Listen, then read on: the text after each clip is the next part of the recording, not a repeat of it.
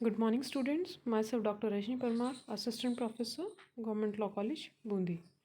Today, in this video of proficiency in English, we're going to discuss some new legal words. So let's start. The first one is coercion. Coercion, the application of another of such force is physical or immoral as to coercion to constrain him to do against his will.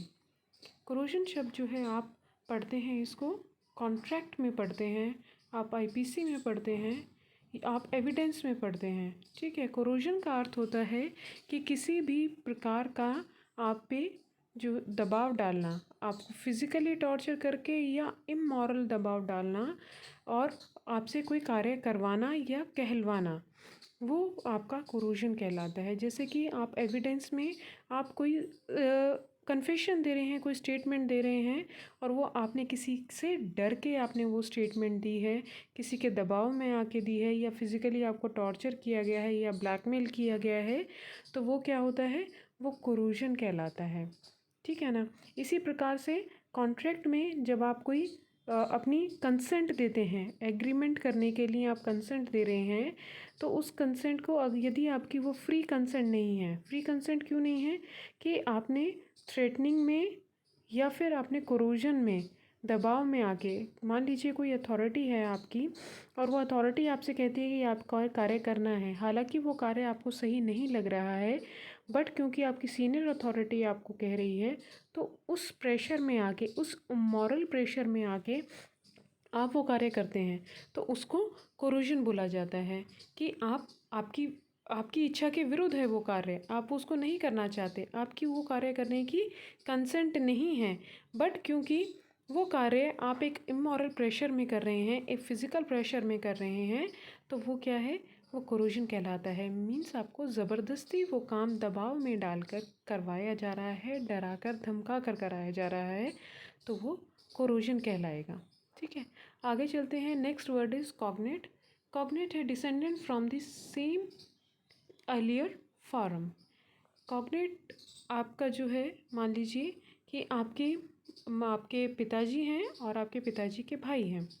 ठीक है, अब क्या है कि उनसे उनके जो आप बच्चे हैं, उनके जो नेक्स्ट जनरेशन है और उनकी नेक्स्ट जनरेशन है, दे आर कज़न्स, क्योंकि वो पहले से एक दूसरे से जुड़े हुए हैं ऊपर वाली सीरीज़ में, क्योंकि उनके पिता एक हैं, मतलब आपके दादाजी जो हैं एक हैं, तो आप क्या हुए, आप कॉग्नेट्स हुए। कज़न्स जो हैं आपके पिता और वो जो हैं उनसे आपकी आई, तो आपके बच्चों के लिए आप और आपके कज़न्स जो हैं वो कॉग्नेट कहलाएंगे कि आप पहले से ही एक सीरीज़ से जुड़े हुए हैं ऊपर से, तो वो कॉग्नेट होते हैं। एक जनरेशन में जो कज़न्स होते हैं, जैसे कि बुआ के बच्चे हैं या आपकी बुआ के पोते पोती हैं, थर्ड जनरेशन में चले गए, तो वो क्या है कि these are cognates to you. Cousins जो आ जाते हैं और उनके जो बच्चे आ जाते हैं, क्योंकि वो ऊपर एक सीरीज़ में जुड़े हुए हैं, तो वो कॉग्नेट कहलाते हैं। एग्नेट होते हैं कि वो नीचे की सीरीज़ में, नीचे की जनरेशन में जुड़े हुए हैं। ठीक है, एक यहाँ पे है कि एग्नेट कॉग्नेट्स कि वो ऊपर की सीरीज़ में जो है जनरेशन में किसी एक कॉमन एंसेस्टर से जुड़े हुए हैं, तो वो कॉग्नेट्स कहलाते हैं। जैसे कि एग्नेट्स माता की तरफ से जो है जुड़े हुए हैं, तो क्या होगा कि वो एग्नेट्स कहलाएंगे। कॉग्नेट्स यहाँ पे मेल उसमें है कि मेल की तरफ से कहीं से आप जुड़े हुए हैं, जैसे कि बुआ के बच्चे भी हैं, क्योंकि वो आपके पिता की बहन है, तो भी आपके वो कॉग्नेट्स कहलाएंगे। लेकिन माता की तरफ से जो लोग जुड़े हुए होते हैं वो एग्नेट्स कहलाते हैं। Next is citation. Citation, passage cited और कोटेशन। आप जो है देखते हैं कि केसेस की साइटेशंस होती हैं, रेफरेंसेस होते हैं, तो वो क्या है, वो साइटेशंस कहलाती हैं। ठीक है ना, मतलब कि आप उसका जो है रेफरेंस दे रहे हैं, कहाँ से आपने उसको कोट किया है, तो वो चीज़ देनी उसका एक तरीके से होता है कि वो उस केस का एड्रेस है कि वो केस आपको कहाँ पे मिलेगा। ठीक है, उसका रेफरेंस है कि वो एआर में मिलेगा, किसी जनरल में मिलेगा, या वो 19 80 की उसमें मिलेगा या 1990 के में मिलेगा, तो पर्टिकुलर आप उस केस को वहाँ पे जहाँ पे साइटेशंस दी हैं, साइटेशंस उसका एक एड्रेस होता है, एक कोड होता है कि वो वहाँ जाके उसको मिलेगा। या फिर आपको पता नहीं है कि वो कहाँ पे है, लेकिन वो किसी पर्टिकुलर दूसरे केस में उसका रेफरेंस दिया गया है, तो आप केस का नाम दे देंगे, उसमें उसकी साइट कर देंगे कि वहाँ पे इस केस का या इस टर्म का इस्तेमाल हुआ था। तो वो होती है साइटेशंस, मीन्स कि उसका कोड, उसका रेफरेंस। तो हम जो केसेस के साथ जो लिखते हैं हमेशा AIR 1982 supreme court page number 250, ये क्या है? ये साइटेशन है। रेफरेंस जो होता है केस का, उनको साइटेशंस कहते हैं। तो ये हमेशा ध्यान रखिएगा, क्योंकि आपके लॉ के हर उसका सब्जेक्ट में आपके केसेस होते हैं और केसेस के साथ में साइटेशंस भी होते हैं। फिर नेक्स्ट आता है आपका chief examination. Chief examination term आपकी एविडेंस में इस्तेमाल होती है, जहाँ पे कि एग्जामिनेशन होता है, किन का होता है? एग्जामिनेशन होता है आपके विटनेसेस का, ठीक है ना। तो वही जो है विटनेसेस का 3 जो है एग्जामिनेशन के स्टेज होते हैं, जहाँ पे उनको एग्जामिन किया जाता है कोर्ट में, लॉयर्स के थ्रू, या आप ये कहिए प्रोसिक्यूटर या डिफेंस लॉयर के थ्रू। तो जब प्रोसिक्यूटर इनिशियली केस को जो है ओपन करके और विटनेसेस को बुलवाता है और विटनेसेस से इनिशियल क्वेश्चन करता है, तो उसको बोलते हैं एग्जामिनेशन इन चीफ, ठीक है। चीफ एग्जामिनेशन या एग्जामिनेशन इन चीफ, सही शब्द जो इस्तेमाल होता है वो एग्जामिनेशन इन चीफ होता है लॉ में, उसको हम चीफ एग्जामिनेशन भी जनरल भाषा में बोलते हैं। तो questions asked from the witness at an initial level, ठीक है। तो वो होता है। उसके बाद आपका जो है क्रॉस एग्जामिनेशन होता है, फिर उसके बाद री एग्जामिनेशन होता है। 3 चीज़ें होती हैं, examination in chief, cross examination and re examination, ठीक है। तो इनिशियल जो क्वेश्चनिंग स्टार्ट होती है विटनेसेस की बाय द प्रोसिक्यूटर और by the prosecution side is called chief examination. Next is client. Client a person who seeks advice from the lawyer. Lawyer जो होते हैं, आपने देखा होगा कि लॉयर से किसी प्रकार का कोई एडवाइस जो लेते हैं, उनकी सलाह लेते हैं, तो वो व्यक्ति क्लाइंट कहलाता है। लॉयर के लिए वो क्या है? कस्टमर नहीं होता है, वो क्लाइंट होता है, क्योंकि वो कोई प्रोडक्ट ले नहीं रहा है उनसे, वो सर्विसेज ले रहा है। सर्विसेज कैसी ले रहा है? सलाह की, उनसे सलाह लेता है, तो वो हमेशा वो पार्टी जो है वो क्लाइंट कहलाती है। Then is claimant. Claimant one who makes और एंटर्स योर क्लेम। क्लेम आप जानते हैं कि भी किसी चीज़ की जो क्षति होती है, डैमेज होते हैं, डैमेज का जब आप उसकी क्षति पूर्ति के लिए मांग करते हैं तो वो क्लेम कहलाता है। आप मॉनेटरी उसकी कंपनसेशन चाहते हैं तो वो क्लेम हो जाता है, ठीक है। और क्लेमेंट कौन होता है?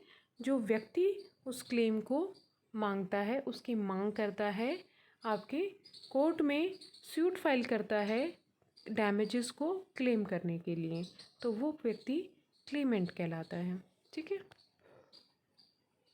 Next is charitable. चैरिटी आप सभी जो है लोग इससे वाकिफ़ हैं कि चैरिटी क्या होती है। चैरिटी मतलब कि किसी की भलाई के लिए किया गया कार्य जिसमें कि आपने अपना हित ना देखा हो, ठीक है। भलाई के लिए, परोपकार होता है charity. So charitable a word connected to the object of charity. आप कोई भी कार्य कर रहे हैं जिसमें कि आप परोपकार कर रहे हैं, आप अपना फ़ायदा नहीं देख रहे हैं, अपना हित नहीं देख रहे हैं, तो वो कार्य आपका चैरिटेबल कहलाता है, ठीक है। जैसे कि ट्रस्ट जो है, ट्रस्ट में या कोई भी एजुकेशनल इंस्टीट्यूट में होता है कि एक पोर्शन वो चैरिटेबल अमाउंट होता है, ठीक है ना। तो आप चैरिटी में कोई कार्य कर रहे हैं, किसी की भलाई के लिए, किसी के हित के लिए कर रहे हैं, और आपका उसमें कोई पर्सनल इंटरेस्ट इन्वॉल्व नहीं है, तो वो कार्य आपका चैरिटेबल कहलाता है। नेक्स्ट इज चार्ज आपका CRPC में भी आता है आपका, है ना। और जो है आपके यहाँ जो कंटेक्स्ट हम बात कर रहे हैं चार्ज की, वो बात कर रहे हैं कि आपके पेनल्टी या उनकी बात नहीं कर रहे हैं यहाँ पे कि उनके ऊपर चार्ज हो। यहाँ पे हम क्रिमिनल कंसेप्ट में बात कर रहे हैं। ये वर्ड जो है आपका क्रिमिनल प्रोसीजर में यूज़ होता है। Means accusation of a crime. आपको किसी अपराध के लिए उसका जो है आप के ऊपर उसका एलिगेशन लगाया जाता है, ठीक है ना, एक्यूजेशन, एक्यूज्ड बनाया जाता है, ठीक है, तो वो जो है वो चार्ज कहलाता है। चार्ज फ्रेम होते हैं आपके, पुलिस स्टेशन में चार्जेस बनते हैं, फिर उसके बाद जो है आपके पुलिस जो एफआईआर बनती है उसके बेसिस पे मजिस्ट्रेट जो है वो चार्जेस फ्रेम करता है और उसके आगे फिर ट्रायल चलती है। जो भी चार्जेस फ्रेम होते हैं उनके बेसिस पे ही ट्रायल प्रोसीड होती है। मतलब कि आप पे जो भी किसी भी अपराध को करने के जो भी एलिगेशंस लगाए गए हैं कि चोरी की है, डकैती डाली है, या आपने किसी को परेशान किया है, या चीटिंग की है, तो वो पहले मजिस्ट्रेट उनके चार्जेस फ्रेम करता है कि आप पे ये चार्जेस लगाए गए हैं, मतलब एलिगेशंस लगाए गए हैं, अब उसके ऊपर ट्रायल प्रोसीड होगा, ठीक है। Next word is confession. Confession जो है वो इन एविडेंस एक्ट का आपका शब्द है। वैसे जनरल भाषा में भी हम बोलते हैं कि आपने जहाँ पे अपनी गलती कबूल की हो उसको हम कन्फेशन कहते हैं। लीगल टर्म में इसका जो इस्तेमाल होता है वो आपके एविडेंस में होता है। Evidence a statement given by a person who is accepting his own guilt. वो ये एक्नॉलेज करता है कि मेरी ये कार्य मैंने, ये अपराध मैंने किया है, तो वो कन्फेशन कहलाता है। कन्फेशन जो है उसके एविडेंट्री वैल्यू जो है वो देखी जाती है कि उसका साक्ष्य का कितनी इम्पोर्टेंस है, कितना महत्व है उसके साक्ष्य का, ठीक है।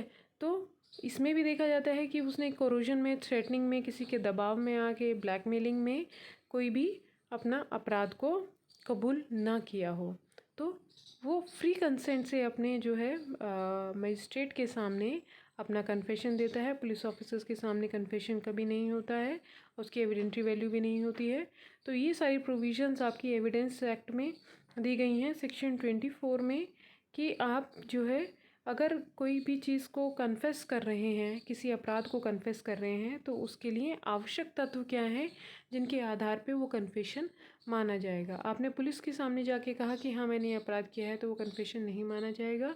कन्फेशन केवल और केवल मजिस्ट्रेट के सामने आपकी बिना किसी दबाव में और बिना किसी के डर के अगर आप जो है स्टेटमेंट देते हैं कि नहीं, आप आप स्वीकार करते हैं कि ये अपराध मैंने किया है, तो वो स्वीकृति जो होती है वो कन्फेशन कहलाती है। Next is consent. Consent, concurrence of the will. Consent होता है कि आप जो ये आपका होता है, ये कॉन्ट्रैक्ट में इस्तेमाल होता है, कोई एग्रीमेंट हो रहा है या कॉन्ट्रैक्ट हो रहा है, तो उसमें आपकी कंसेंट, आपने उसको कार्य को करने की कंसेंट दी है। जैसे मान लीजिए कि मैंने ऑफ़र किया है कि मंडे को आपका टेस्ट होगा, और आप कहते हैं कि हाँ जी हम टेस्ट देने के लिए तैयार हैं, ठीक है। ये क्या हुआ, ये कंसेंट हुई कि जो मैंने आपको कन्वे किया आपने उसी चीज़ को समझ के और आपने हाँ कर दी। ये मतलब कि आपने उसी चीज़ के लिए, सेम चीज़ के लिए ही आपने कंसेंट दी है जो कि मैंने आपको कम्युनिकेट की है। लेकिन वो कंसेंट नहीं होगी कि यहाँ पे मैंने कहा कि ठीक है अब मंडे को आपकी क्लास होगी और या टेस्ट होगा, और आपने कम्युनिकेट किया ठीक है मैम मंडे को हम मिलते हैं, क्लास होगी।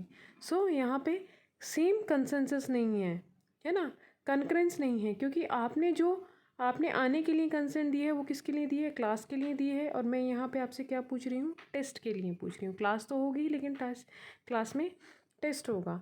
तो ये क्या है, कनकरेंस मीन्स कि आपकी सेम व्यू पे आपकी जो है कंसेंसस बनती है, उसको हम कंसेंट कहते हैं, ठीक है। कंसेंसस वर्ड जो है वो कंसेंट से ही ड्राइव होता है कि आपके उसी चीज़ के लिए अपना जो है स्वीकृति दे रहे हैं या सम्मति दे रहे हैं, सहमति दे रहे हैं, आप उसी चीज़ के लिए सहमति दे रहे हैं जो कि आपको बताई जा रही है। जहाँ पे कि कन्फ्यूजन होता है कि आपने सुना कि कोई प्रोडक्ट है वो 500 का है और आपने उसको 100 सुना है और आप उसको जो है 100 में उसको परचेज़ करते हैं, इट्स नॉट द कंसेंट, क्योंकि यहाँ पे प्रपोज़ल जो था 500 का था और आपने कंसेंट दी थी वो 100 रुपीज़ की है, तो इसको सहमति नहीं कहेंगे। सहमति जो है वो हमेशा आपकी फ्री सहमति होनी चाहिए, ठीक है। So these are the legal words for today. We'll come into the new class with some new legal words. Thank you.